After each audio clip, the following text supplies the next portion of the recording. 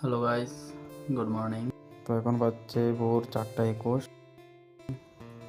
তো আজকে যাব মনোবাজার, তার জন্য এই আমাদের আলু পেঁয়াজ লোডিং হচ্ছে গাড়িতে।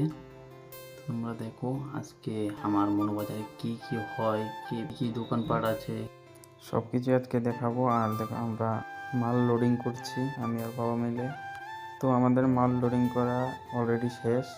তো এখন আমরা লোডিং করে রওনা দিলাম মনোবাজারের উদ্দেশ্যে। তো তোমরা দেখতে থাকো কি কি বাজারের মধ্যে আছে, কি দোকানপাট আছে, আরো অনেক কিছু আছে। আজকে তোমাদেরকে সব কিছু দেখাবো। তো দেখতে দেখতে আমরা গর্জি বাজারও পার হয়ে গেলাম। মনোবাজার আস্তে আস্তে মোটামুটি সকাল হয়ে গেছে। তো এখন আমি পেঁয়াজের বস্তা খুলছি, পেঁয়াজ ডালবো, রসুন ডালবো, আলু ডালবো। তো ঢালি, তোমরা দেখো। আর এখানে যতগুলো আলু আছে সবগুলোই আমাদের। ওইগুলা আমরা কিনে রেখেছিলাম, ওদেরকে বলেছিলাম আলুগুলো রাখতে, তো ওরা রেখেছে আমাদের জন্য।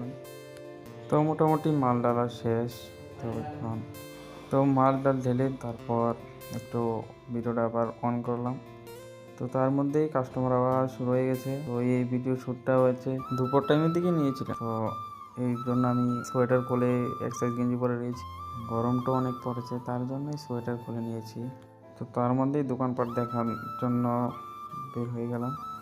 অনেক দোকান আছে, অনেক সবজি দোকান, মাছ দোকান, অনেক বিভিন্ন রকমের কাপড় চোপড় যা আছে সব আছে এই মনোবাজারে। অনেক বড় বাজার, সাপ্তাহিক একবার হয় শনিবার। অনেক বড় বাজার, চাইলে আপনারাও এখানে দোকান দিতে পারেন। অনেক বড় বাজার। তো আস্তে আস্তে সবগুলাই আপনাদেরকে দেখাবো, আপনারা দেখেন। তো এটা হলো হাঁস মুরগির বাজার, অনেক বড়।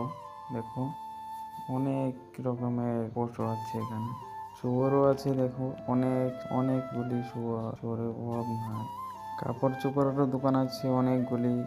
এটা তো শুধুমাত্র সামনের দিকের দোকানপাট, ভিতরে আরো দোকান। এই দেখো জুতার দোকান, অনেক বিভিন্ন রকমের দোকান, স্টেশনারি অনেকগুলি আছে।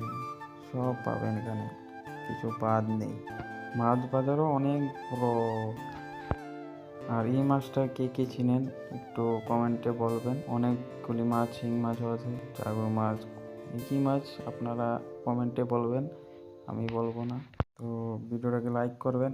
আমিও এখন দোকান গুছিয়ে নেব, মোটামুটি শেষের পথ। তো আজকের জন্য এতটুকুই রাখছি, টাটা। আপনারা ভালো থাকবেন। তো দেখা হবে আরেকটা ভিডিওতে।